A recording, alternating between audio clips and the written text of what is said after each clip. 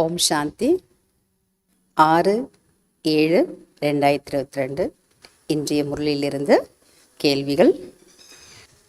முதல் கேள்வி, உண்மையான யாத்திரை என்பது என்ன? பதில், மன்மனா பவ என்பதுதான் உண்மையான யாத்திரை.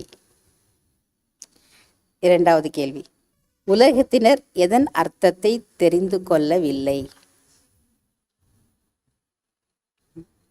உலகத்தினர் எதன் அர்த்தத்தை தெரிந்து கொள்ளவில்லை?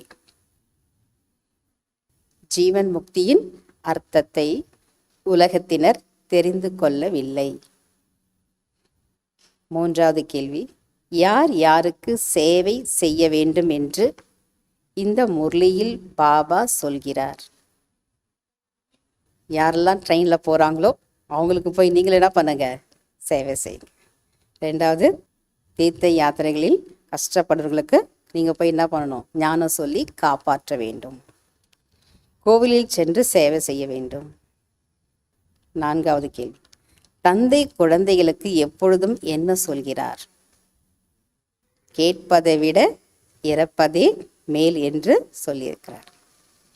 அஞ்சாவது கேள்வி, எது உண்மையான தியாகம் ஆகும்? விகர்மங்கள் மற்றும் விகாரங்களை தியாகம் செய்வதுதான் உண்மையான தியாகம். fill in the blanks. நினைவின் மூலம் நீங்கள் டேஷ் ஆகிவிடுவீர்கள். வைரத்துக்கு சமமானவர் ஆகிவிடுவீர்கள். இரண்டாவது, தூய்மையானவர்கள் டேஷ், தூய்மையற்றவர்கள் டேஷ்.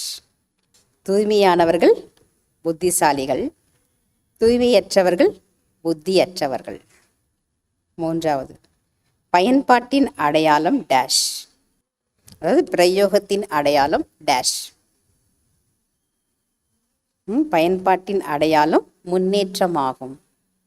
நான்காவது, யோகத்தின் அர்த்தமே டேஷ், யோகத்தின் அர்த்தமே பிரயோகத்தில் கொண்டு வருவதுதான்.